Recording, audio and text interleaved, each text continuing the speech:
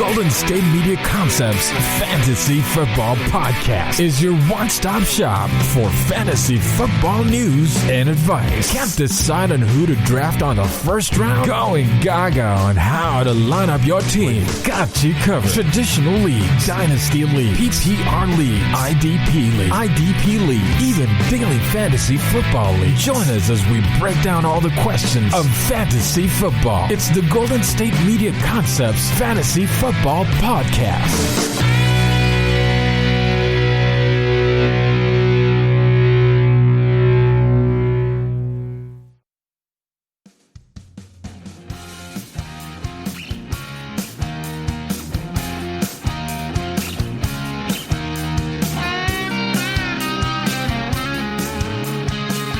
Hello and welcome to the GSMC Fantasy Football Podcast on the GSMC Podcast Network. I'm your host, and you know what time it is, baby. It's Friday. I hope everybody's having a good one, man. I am definitely trying my best, man. You know, sometimes you get tired of grinding and it's time to live. So now we're about to live through some fantasy football experiences, man. It's been a week.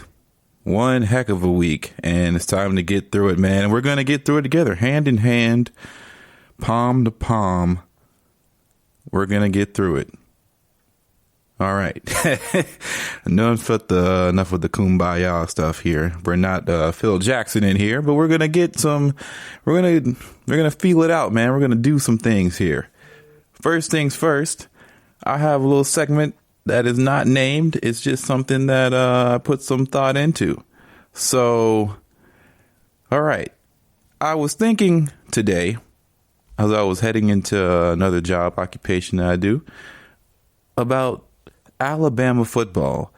And something that crossed my mind was that, you know, out of all the great pass catching running backs that we have in this league thus far, majority of them are not Alabama products in the past 10 years. A lot of them not even close to being Alabama products.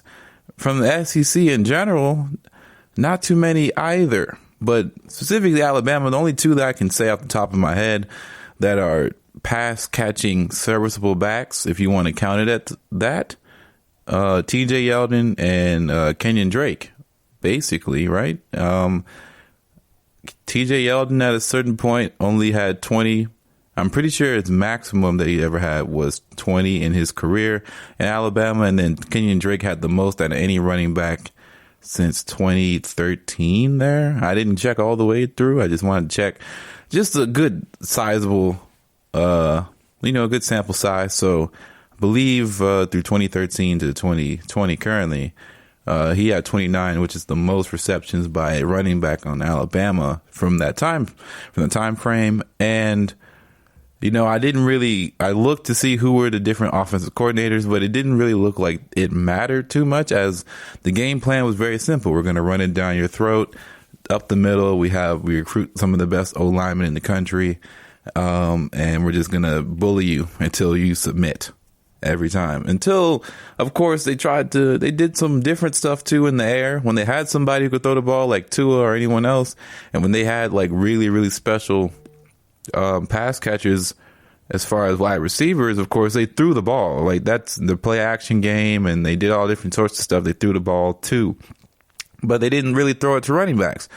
And I was curious to see if that's just a flaw within Nick Saban's offense or anywhere else, because I wanted to know just a simple question. Did Alabama's offense, their offensive game plan, their offensive scheme, their identity as a football, I guess, I don't want to say franchise because that's not really what you use in college, as a school, as a program, that's probably the best word, as a program, like, did they potentially stunt the potential of a lot of their running backs from being as, I guess, versatile as they could have been coming out of school?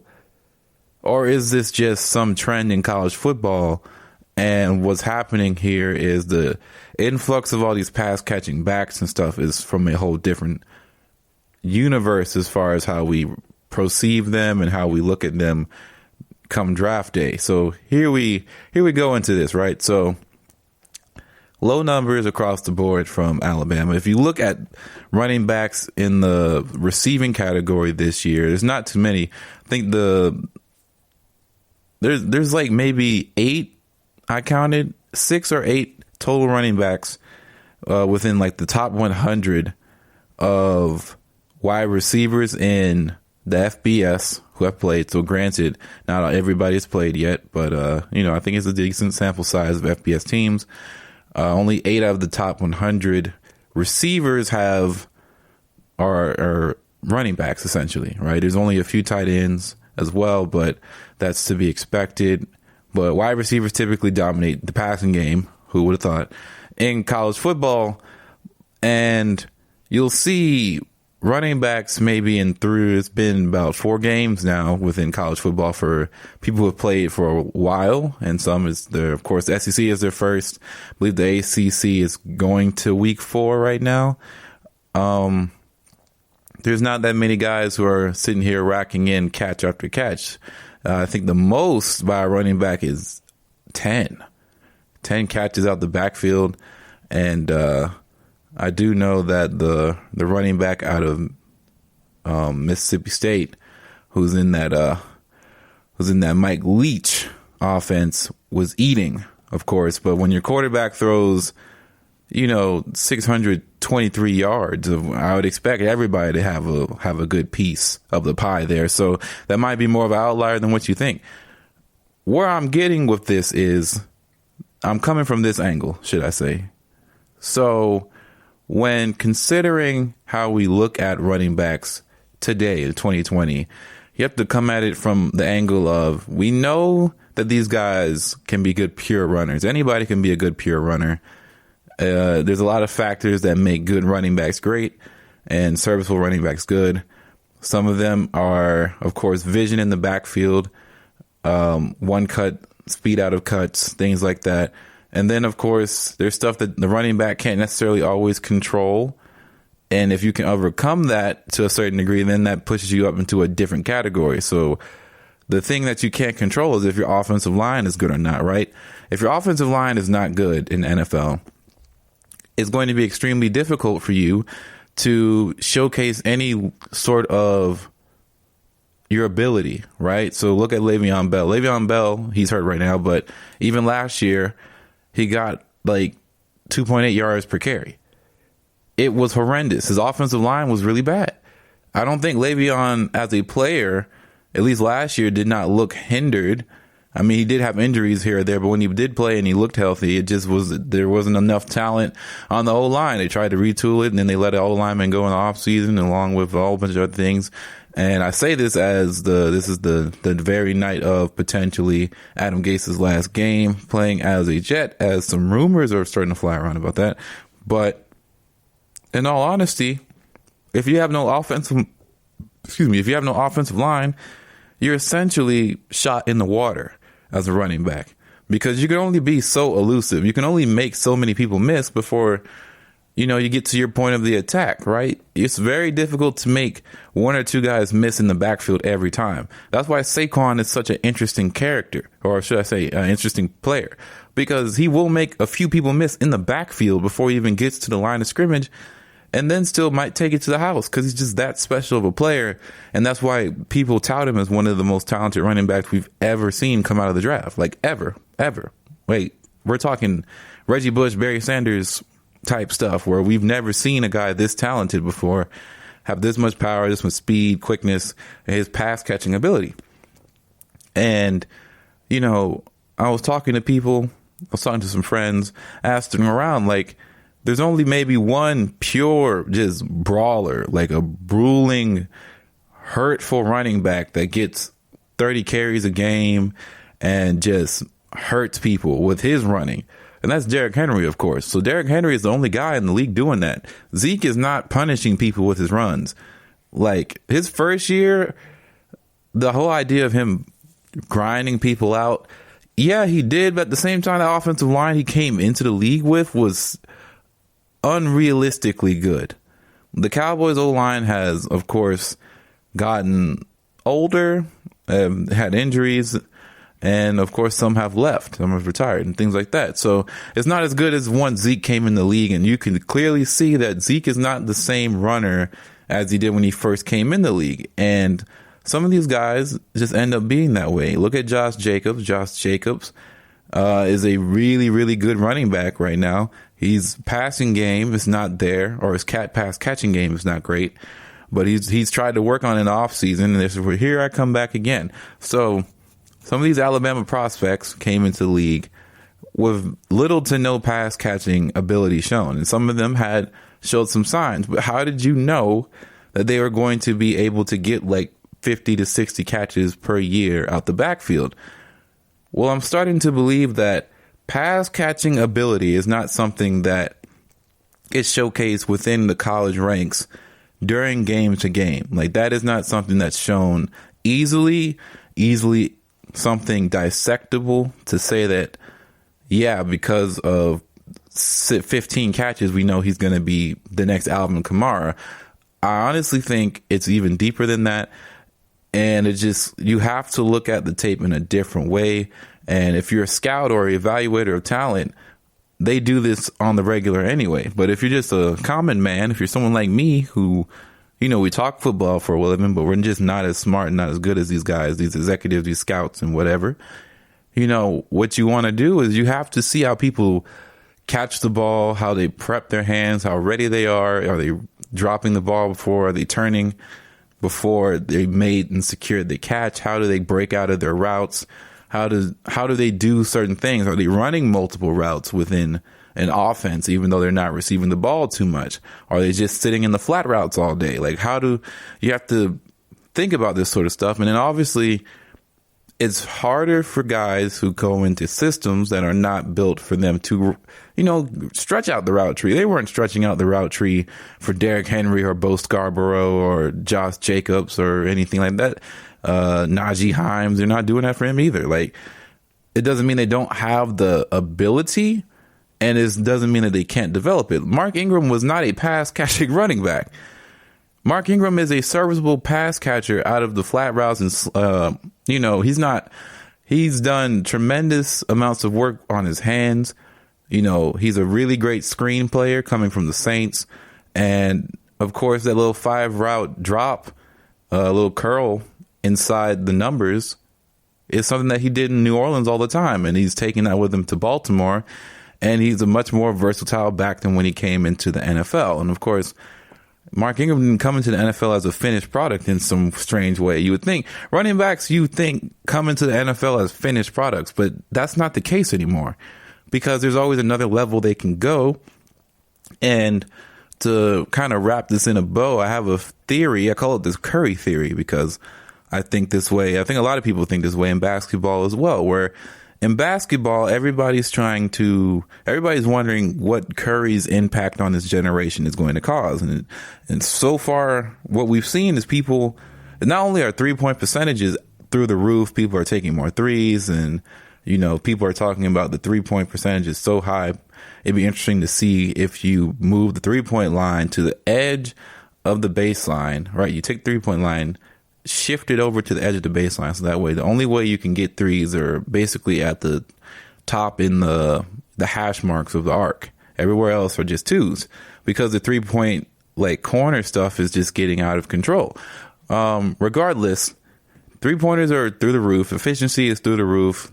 A lot of people have researched this kind of stuff, and the fact that Curry range is a thing and people shoot threes from 30, 35 feet sometimes, it's getting ridiculous. And people are practicing this at an early age. And we're already seeing basically the first generation of, high schoolers, guys coming from middle school, watching Curry, getting older, now coming into the league, trying to shoot like Curry.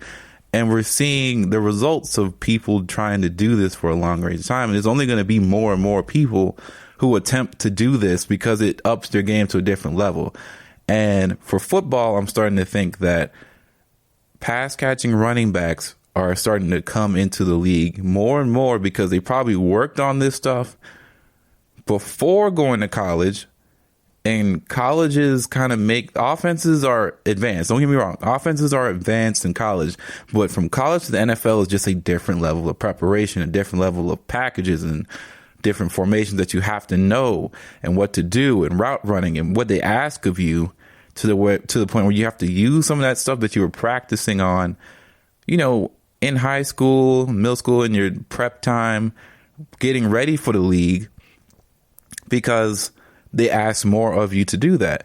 And then these scouts that are looking for these takeaways, these keys, these tells that you are this good at doing this, that's when you start to see these Alvin Kamaras get drafted. Because Alvin Kamara coming out of the draft, they had a workout with the Saints, or he had a workout with the Saints, and the Saints were so impressed they took him in the 3rd round.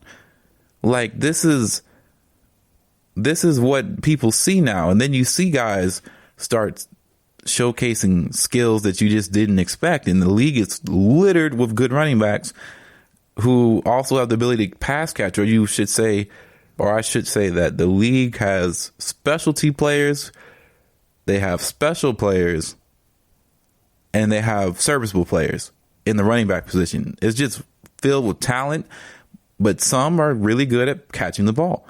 Some are really good at just running. Like Latavius Murray, although I don't think he's as bad as a pass catching back as some might think, Latavius Murray is one of those brawler types who run up the middle, pound the yardage out. But you don't think of him as a pass catching running back. He's 6'2", just run up the middle. But you have guys like James White, whose specialty is catching out of the backfield. And then you have guys like Christian McCaffrey, Alvin Kamara, to a certain extent, Ezekiel Elliott, who can go out there, catch the ball, and run at a high clip, high volume, and special players. And it's just really interesting. So I just want to talk about that. But we're going to take our first break, and then coming back, we are going to get into some fantasy football topics, discussions. Let's get it. All right, before we get right back into fantasy, I got to talk about chilling out. Have you done it lately? I guarantee you, if you haven't, you're going to want to. And the best way to chill out is with a ice cold Coors Light. That's what I do. I reach out for a Coors Light to make, it's made to chill. So helps me chill out, helps me relax. Coors Light wants you to know that no matter what sport is on this fall, no matter what fantasy app you're on, Saturdays are your time to chill. Sundays are your time to chill too. Even if your team isn't playing well this year, there is still plenty of teams and sports on TV that can give you an excuse to chill and drink a beer. And why not choose Coors Light? It is refreshing beer, man. It's really great. Coors Light is a cold lager, cold filtered, and cold package. It's literally made for you to chill. So please, it's the one that I choose when I need to unwind. So when you want to hit reset, reach for that beer that is made to chill. Get Coors Light and the new look delivered straight to your door at getcoorslight.com. Celebrate responsibly. Coors Brewing Company, Golden, Colorado. Are you looking for the very best NFL and college football podcast? Then check out the GSMC Football Podcast. Get the latest football news both on and off the field. From the NFL Draft to trades to the rumor mill to the NFL Combines, they got you covered. That's GSMCpodcast.com/football-podcast. Get updates on college rivalries, game day insights, and much, much more. It's football talk the way you want it. This show eats, sleeps, and breathes football. Don't forget to like them on Facebook and follow them on Twitter. Visit GSMCpodcast.com for more info.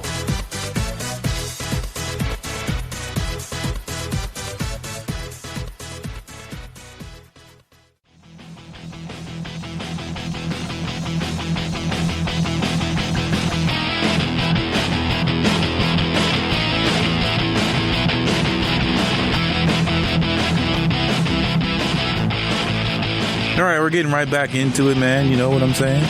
GSMC, Fantasy Football Podcast. We're right back at it again, like Craftmatic. Shout out to OJ the Juice Man, an Atlanta hip-hop legend himself.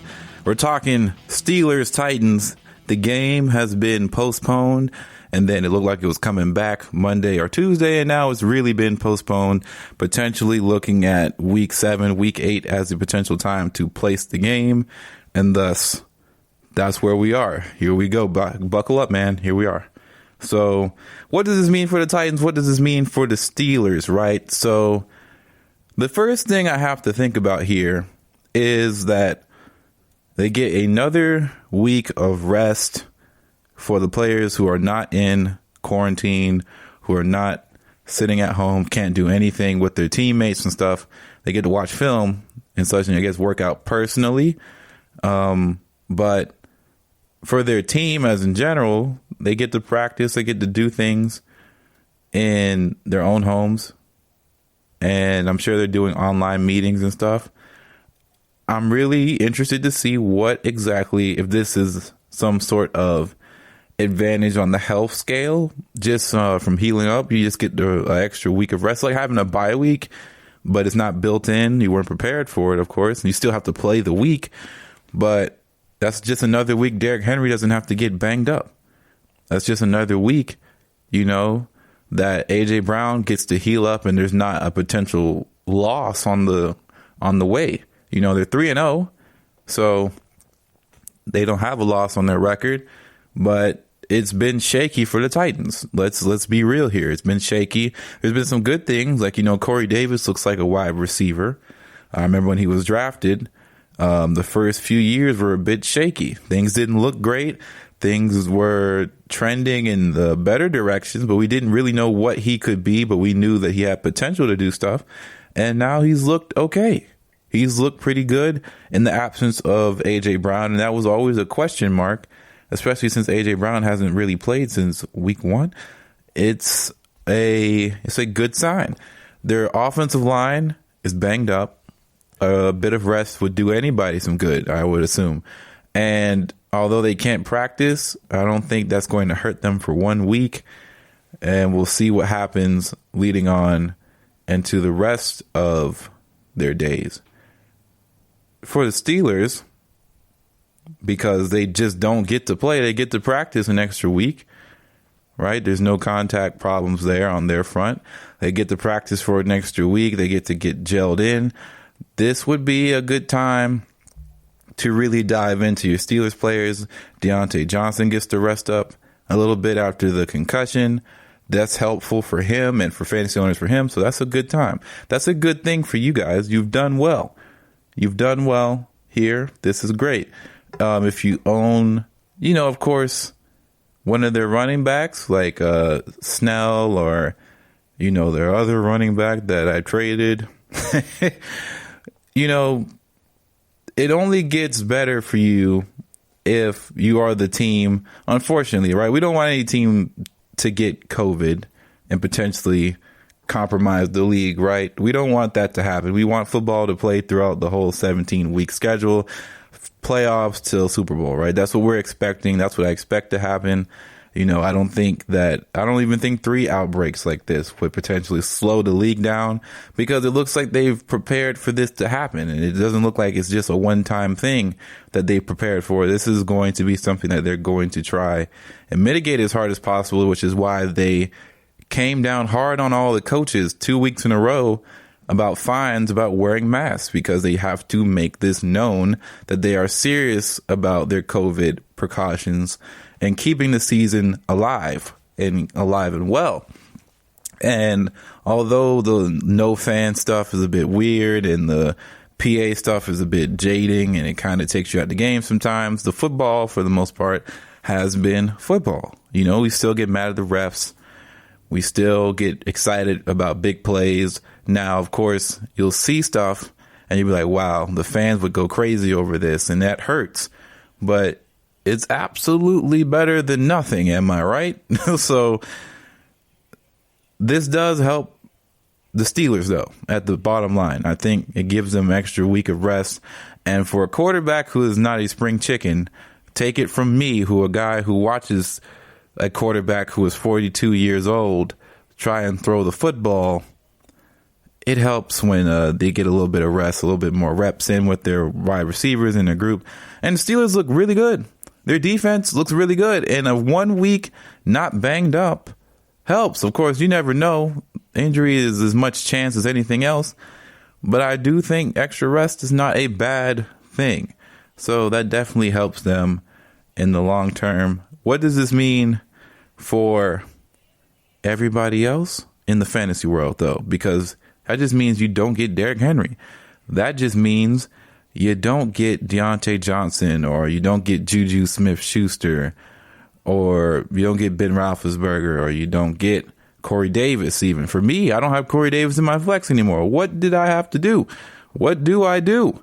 How do I survive this? This is the end of all ends, the end of my days. It's not. It's not the end of my days. It shouldn't be, or else I was not prepared. So here are some guys immediately on waivers, at least right now. It's a Thursday. So let's look who's in my Thursday waiver wires right now for available players that you can put in flex. Let's say flex for now. Let's talk about the Titans to help replace, because Juju is probably your wide receiver 2, and that's going to be really tough to replace. So hopefully you have some guys on your bench that you're not too hurt by. But for the guys like Corey Davis and such, maybe you have them in your flex or something like that. Which, in case, you have a couple wide receiver options out there.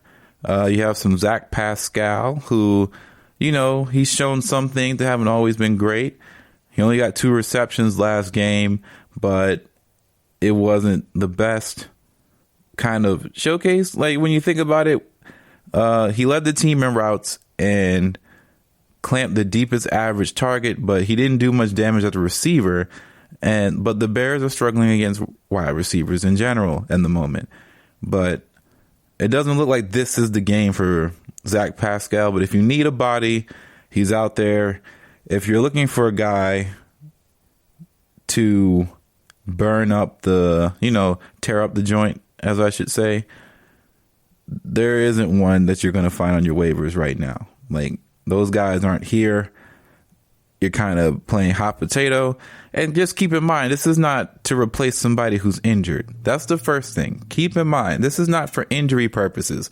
This is not to replace somebody who is out for multiple weeks. This is, as far as we're going to know for right now, this is a 1-week stint. So you're renting a player off for 1 week to replace some sort of value. And that is tough.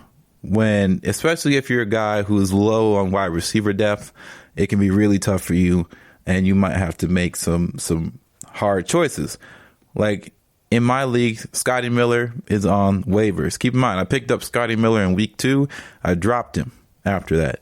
Someone else picked him up. They dropped him. Why?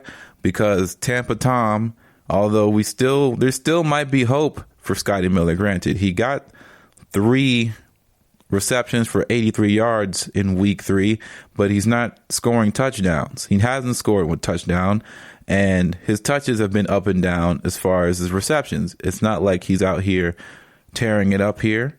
He's getting no looks at the touchdown ratios. It's all going to Mike Evans, even though he's not really big yardage right now. And also, Scotty Miller is questionable to play because there's just so much going on. He is a logical candidate, of course, because Chris Godwin is a bit hobbled with a hamstring injury from week 3, but he's dealing with his own hip and groin issues. So if he starts week 4, you might get some upside, but just keep in mind hamstrings. I'm sorry, not hamstrings, but groin injuries are kind of like hamstrings. When you pull something like that, it just gets rough. And then you have Mike Williams out there for the LA Chargers. And you already know if you're messing with that, things are bad. On my waivers, as far as if you're going to look at the flex position, maybe Latavius Murray might be a shot. Because as we can see, if the Saints really understand what they can do here, I think Latavius Murray might start getting some more touches. As although he isn't getting the touchdown looks, because just to be quite frank, their touchdown numbers, like they've been going to Alvin Kamara for the most part, but really they haven't been down in the red zone to run the ball at the goal line as much as you would think. And Latavius Murray, outside of the LA or the Las Vegas Raiders, that's so weird to say, Las Vegas Raiders, he didn't get over, he's been having 15 touches first game, 12 touches the third game. He had 3 in week 2, outlier game. He's getting basically around 13 to 14 touches per game. That's a pretty decent volume in a back system that involves someone as high volume of a usage guy as Alvin Kamara. If you just need a little bit of points, man, that could get you done. That could be there for you. Let's move on to what might be on your bench. So for me, what I have to do, I have Corey Davis on my bench, COVID-related benching.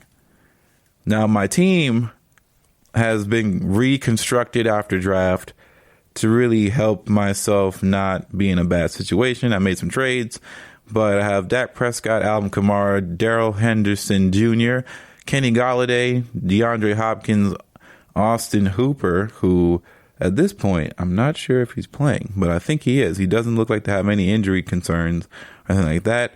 I have Emmanuel Sanders in my flex currently. That may change, but I have him in my flex. Chiefs defense and Greg Zuerlein as my kicker. So I have a few bench options here. I've been stockpiling wide receivers just to see who pops off because I like a lot of these potentials. Preston Williams, I could start him. Right now they have Emmanuel Sanders projected to get 6 points. I understand why that is. Right, because Emmanuel Sanders in the first 2 games, he hasn't really done much, but he did score a touchdown in week 3. He scored a touchdown in week 1 and week 3. He did nothing in week 2, and we all understand that.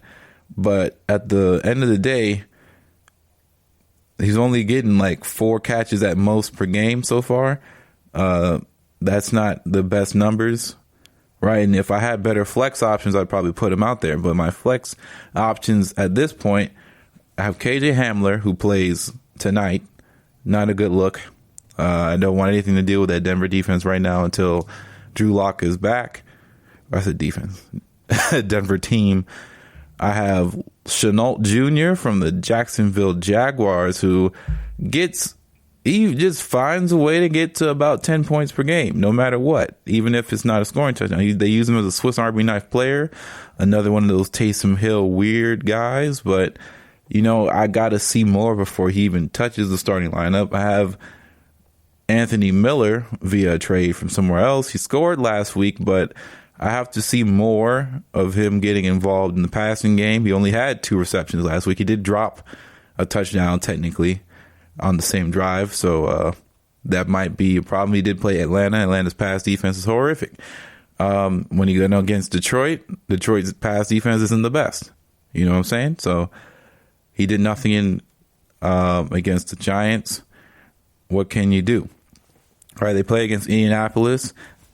We'll see what happens. But that's my situation there with Corey Davis.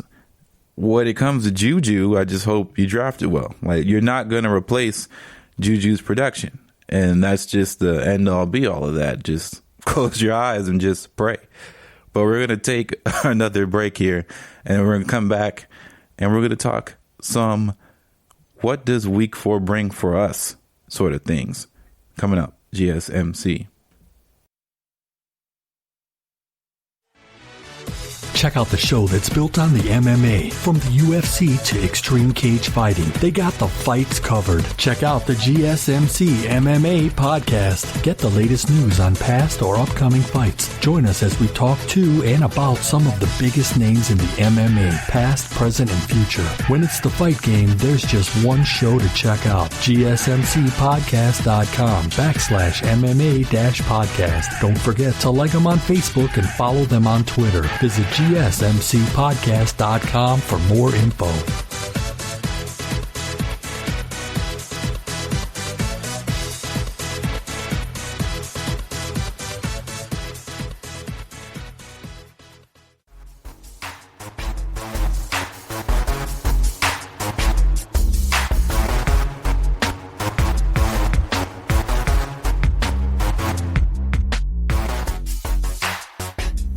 All right, we are returning. We're back. All right, here we go. GSMC Fantasy Football Podcast on GSMC Podcast Network. We are back for the next segment, and we're talking about what does week 4 bring for us. It is exactly 1/4 +1 of the season about to be underway. We are about to be 4 weeks into this game of football, and that's a pretty sizable chunk of games to understand what teams are, what players are doing right now, what teams need to get it together, and what teams are looking strong. So what's happening? Well, first thing on my list here of what does week 4 bring? Hopefully wings. That'd be great. Sunday, hit up some wing stops, not wing stops, some wing spots. I'm not a big fan of Wingstop personally. Their wings are kind of weird and their prices are funky. Here's one of the small little tidbits about me that I believe about wing culture, right? So when you go to a chicken wing place, the prices should reflect the reasonability of what the wing number count is. Do not come up in here and tell me, oh yeah, 8 wings for $10, $11. Then you move up to like 12 for like 13. That's ridiculous. No. There are 6-piece for $6.99. There is a 10-piece for $9.80. Round about $10 with tax.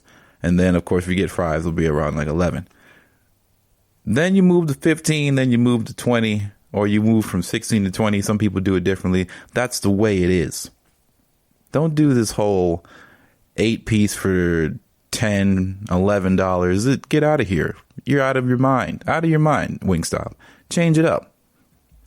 Anyway, for week 4, it might be potentially the last Adam Gase Jets game for all of us, not just his career, but for all of us who share the pain. We might not have to sit here and watch the Jets deal with Adam Gase. Will that erase the Jets' problems? Probably not. They have a lot of work to do. But it might be the best thing for their 2-year, into his 3rd year, quarterback Sam Darnold. Right? This is his 3rd year.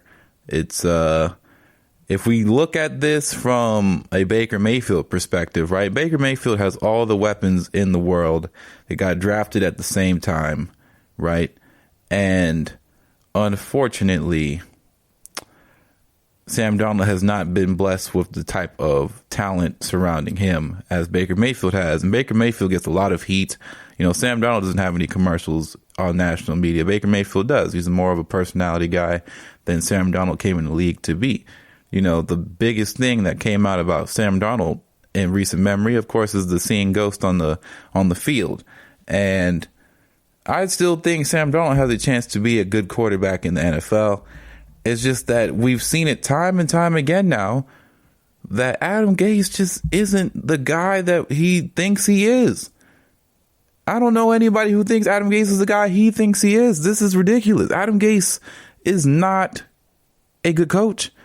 Adam Gase does not Adam Gase doesn't know how to deal with personalities. I think that's the biggest problem. If he went to college, he might be able to get away with the stuff that he wants. But even then, his X's and O's just aren't working. I don't care. The Jets in the past 3 years have drafted some talented individuals. They've gotten some talented individuals. They've been burned, right? They've been burned, unfortunately, right? They've had some bad times with defensive, like, you know, with their defense. They've had injuries. They've had guys not being able to pan out, right? It hurts. It's not fun. But at the same time, they've had guys who look serviceable. Robbie Anderson is like a top 15 wide receiver in fantasy right now on the Panthers. That's meaningful. That is some meaningful stuff. Of course, Jamal Adams was already good there. And before the injury, he was going bananas on the Seahawks. And the Seahawks defense was already struggling, but at least he had a winning culture there. Let's look at Devonta Parker. Right? He leaves Devonta Parker. He has his best career year as a starter. And it still looks like he's going to be doing better and better without Adam Gase in his life. We've seen this time and time again. As soon as Adam Gase leaves an organization or you leave him, better things are soon to come, right? Even in a Baker Mayfield, Cleveland Browns situation fiasco, right?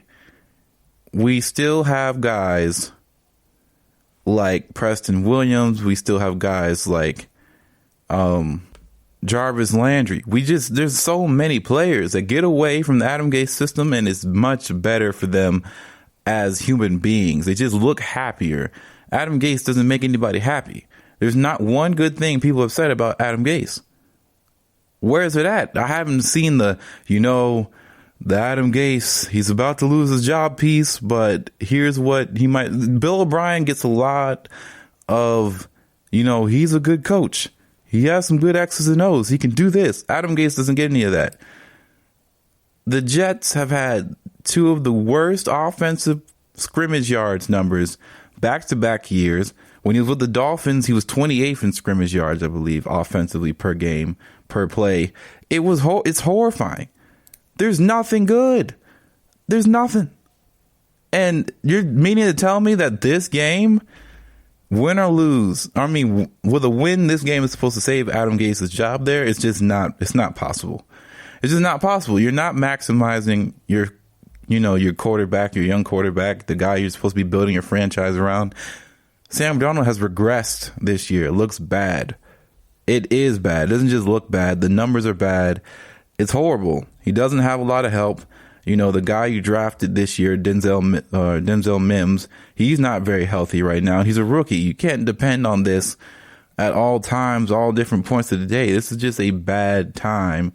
Le'Veon Bell hurt, and the coach doesn't like him, right? The coach never wanted him. It's not good. It's not good. They traded away their best player. Not good. There's just nothing there, man. Nothing there. If we look up Sam Darnold's stats right now and I read them, you're going to just see some horrendous numbers. September 27th versus the Colts. 58.6 completion percentage, 168 yards, 1 touchdown, 3 interceptions, 47 passer rating. Against the 49ers on the 20th, 179 passing yards, 1 touchdown, no picks, 90 passer rating, still a bad loss. 60% completion percentage against the Bills in the first game, 215 yards, 1 interception, 1 touchdown. The ratings were better. Overall, that game was not winnable from the start. It's not good, though. It's not good. Sam Darnold has not played well if you've watched the Jets.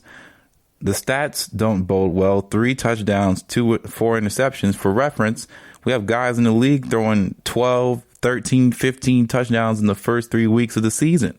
Folks are cooking. Offenses are cooking. These are offensive numbers. Look at this. Now, let's keep this in mind. He has 562 yards total in the season. 3 weeks. He averages 5.9 yards per attempt. This isn't like Drew Brees' air yards numbers, right? The 6 air yards numbers, right? This is per attempt. This is horrendous. This is horrendous. Adam Gase has to go. Like, there's no, this has become an Adam Gase has to go party, right? We're almost done with this segment almost. But Adam Gase has to go. Just off of those numbers alone. Adam Gase must go. This is horrendous. I just have to firmly believe that they have to be able to turn this around at any moment in time. Last year, they went 7-6. They started off rough, but when Sam Darnold came back, they put off some wins. They got some wins together. This is not good, bruv. This is horrible. Just pretty bad. He has a bad interception percentage. It's just, he had a long pass. Like, he had the longest pass with 69 yards. You take that away, this just looks even worse. He averages, his average yards, his adjusted yards gained per pass attempt is 4.6. And yards gained per pass completion is 9.5. It's just not great. It's not great. He has no weapons. We understand that. He's had a tough time, but this is not a guy that looks like who should be where he is right now. And I think a new coach could breathe some life into him, man. There's just no way with the talent that he has showcased in previous games and things like that, he can't be going on a Josh Allen type of tear. Now, granted, Josh Allen's tear has to do more with just his physical attributes than just arm talent. I mean, his arm talent is through the roof, but, you know, his accuracy was always a question. I think Sam Darnold can potentially be an accurate quarterback, and his arm talent is pretty crazy, too. He can't run as well, but he can move. It's just, this depresses me. I'm no Jets fan, but I have to say, the Jets have the most depressing situation in the NFL, right next to the Giants. The New York teams, me and Bryce talked about this. The New York teams have had some pretty bad situations right now, right? At least Washington can cling on the fact that their defense looks great. Chase Young looks really good. He looks like a guy who's going to be a supreme defensive end talent in this league. And honestly, their team, rest of the way, doesn't look horrible enough to where you have to make big changes. The quarterback thing might come along at any point, right? Joe Burrow is on the Bengals. They're okay. Realistically, we're going to talk about it in a second, but realistically, the Joe Burrow-led Bengals very possibly could have been 2-1 at this point. And they could be looking at 3-1. It's very possible they could have been that they should be 1-1 in all reality, right? That offensive PI call that stopped the Bengals from taking the win against the Chargers, that hurt them, right? But, you know, you win some, you lose some. You can't cry and be sad about certain things. That always ends up not going your way all the time, because at the end of the day, you are what your record says you are. They have not won a game. They have a tie, though. But who cares, right? Whatever. It is. There's just no other. You thought the Jaguars, like projection wise, Jaguars were supposed to be the worst team in the league. It's not even close, man. It's not even close. We're talking about not even 600 yards passing. That's no way that's Sam Darnold's fault. I mean, there's some problem. Like, Sam Darnold is not the most, polished young talent in the league. We know this, but there's just no way. Not 600 yards? You can't even make that up. How do you make that up? I'm getting upset. Because this is just, you look at the numbers and they're just shocking. Shocking stuff. Shocking stuff here. Shocking stuff. Like, if we look up the New York Jets rankings in the NFL, you're going to see some bad stuff, man. You're going to see some horrendous numbers. Like, if you look at Football Outsiders, right? Look at team efficiency rating.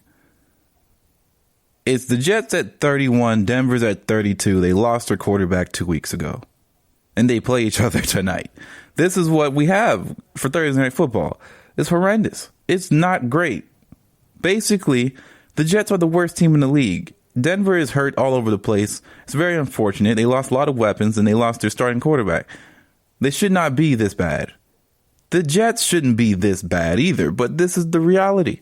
It's an unfortunate display or lack thereof of talent, man. It's just not great.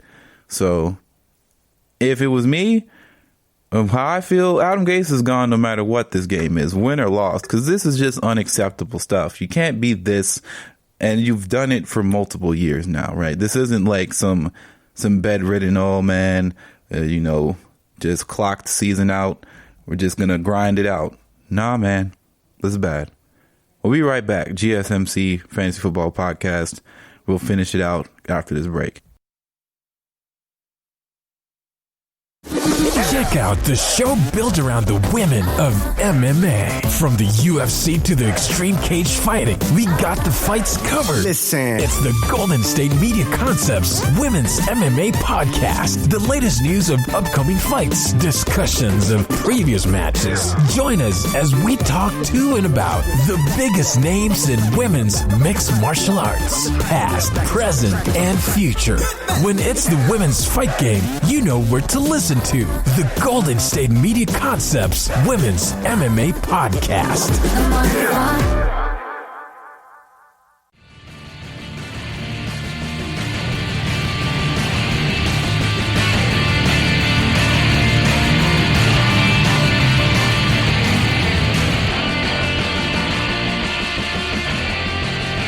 All right, GSMC fantasy football fans, we are back, and we're about to wrap up the podcast, baby. Here we go.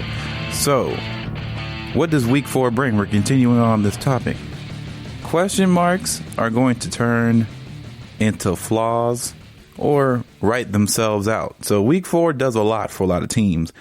First one, of course, I'm Saints fan. I'm just going to get this one out the way. This is where the Saints defense showcases if they're going to be playing for 9-7 or 7-9, or they're going to be 10-6 or better, right? It could be even better. It might be a 13-3 season. Who knows? I don't know. But this is where it happens. This is where we see it, right? Because they play the Lions.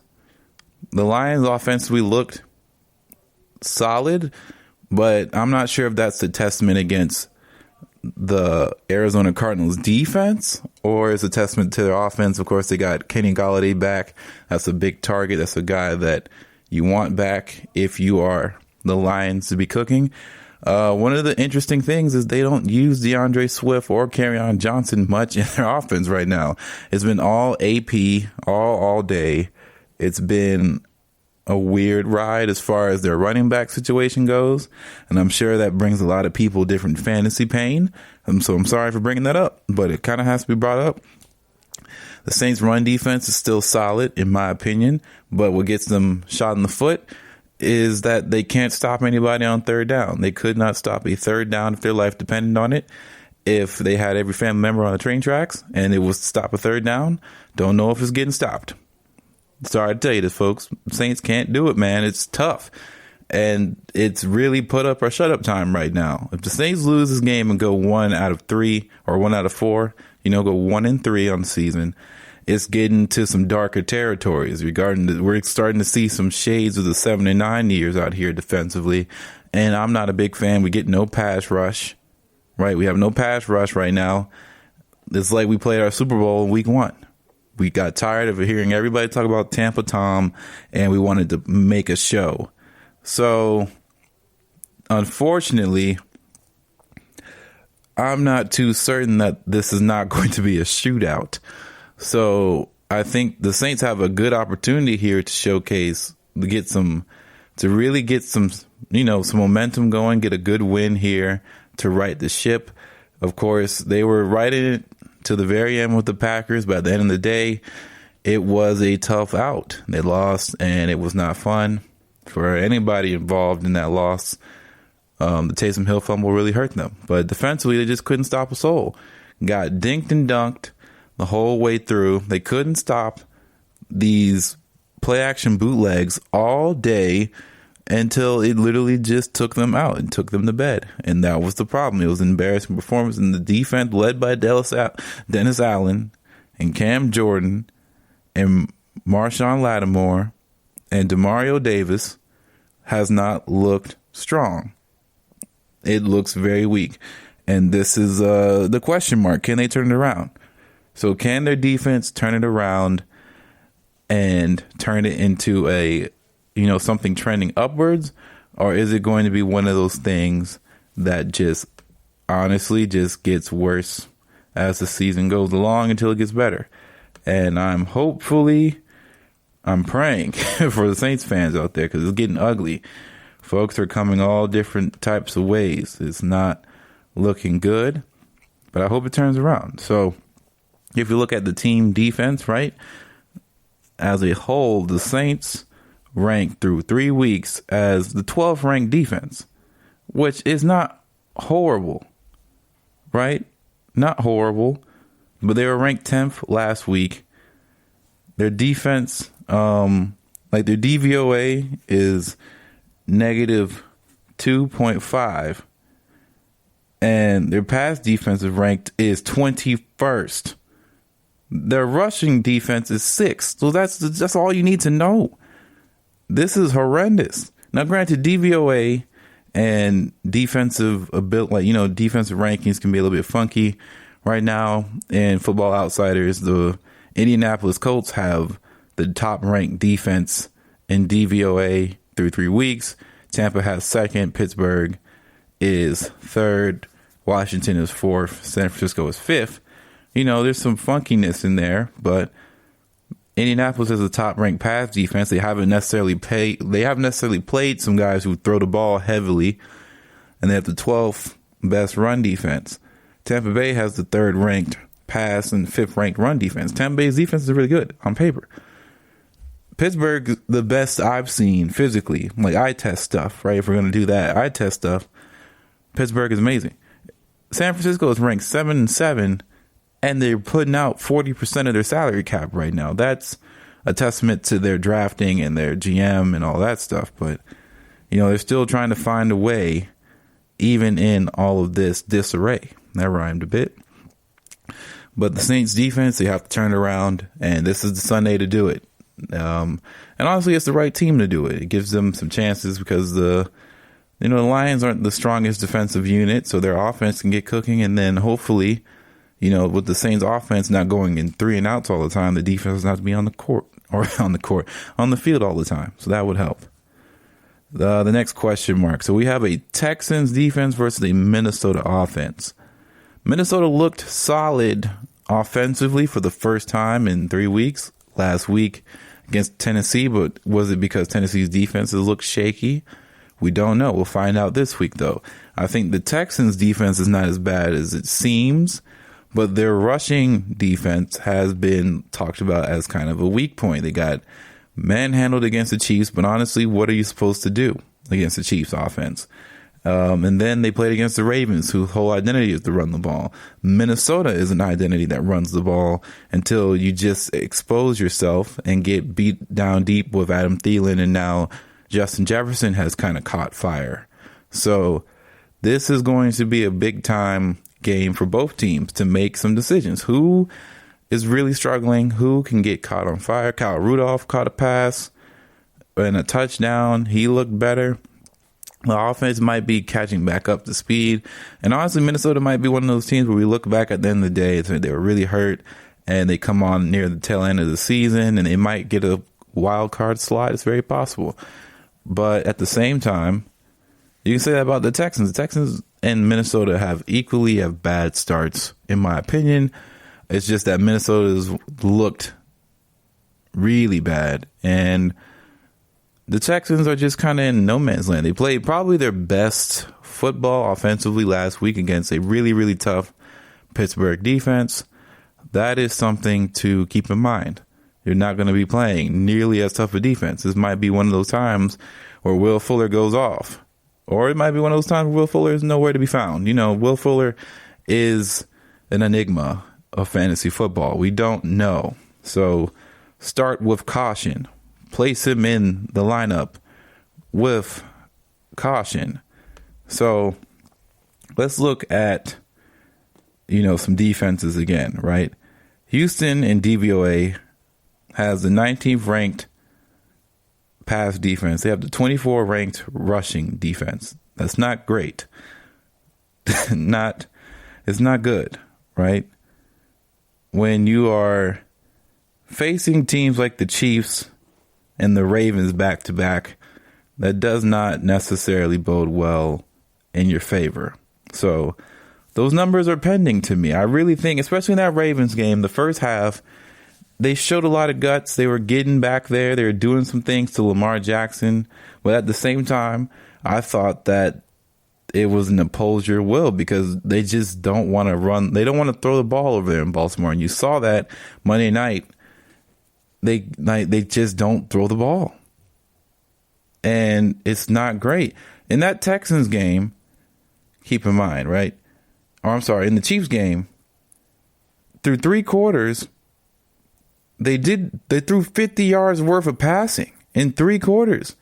Of course, that's just too hard to do and compete with the Chiefs, but every other team in the league, if you're doing that and dominating because your defense is that nice and your rushing attack is just that creative and you can just do so much, and you have Lamar Jackson, who is a literal human being walking cheat code, I mean, have at it. But yeah, man, it's just not looking great.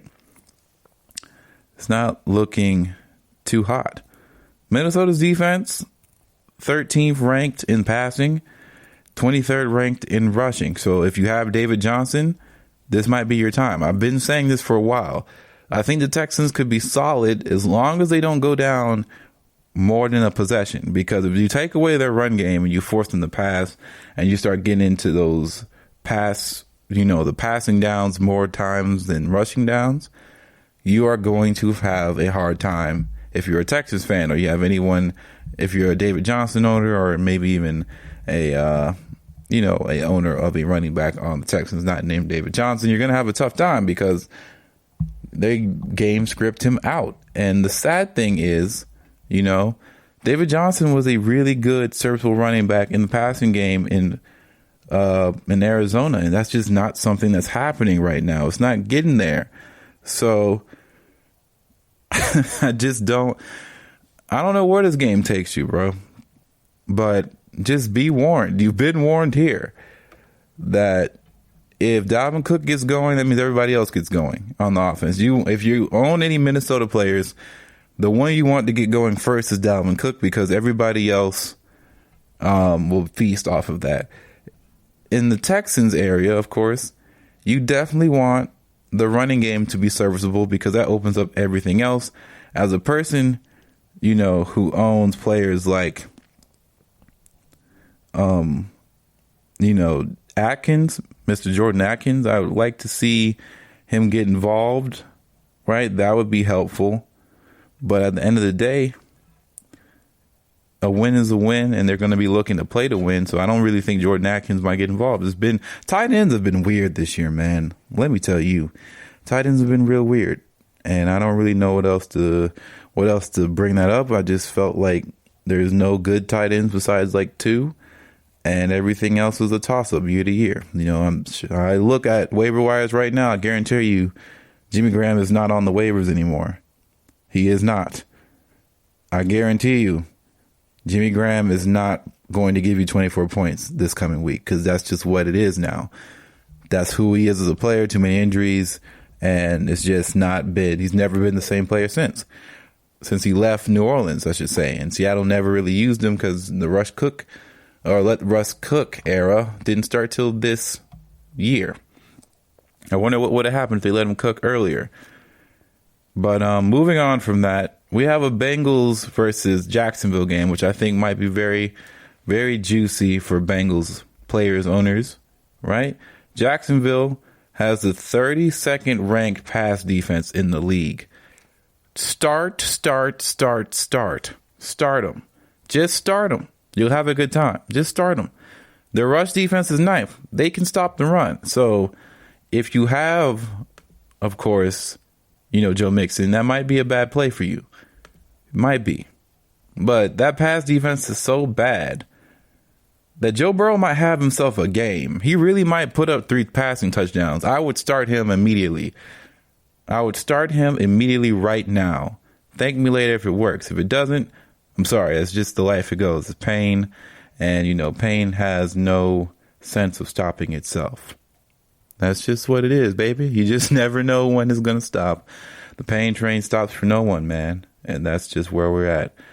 But I'd like to say thank you for listening to the GSMC Fantasy Football Podcast for this week. It has been a really, really long week, man. I hope you all enjoy this one. And don't forget to stay tuned, stay locked, and hear from everybody else on the GSMC Podcast Network. We do great content here, man. We do great content. It's beautiful content here. Don't forget to subscribe, rate, review, and don't forget to follow us on social media, Facebook and Twitter, GSMC Fantasy football, to hear all different takes or memes, whatever the case you mean. Every case for me, just do it, man. It's fun. Help us interact with you. Come find us.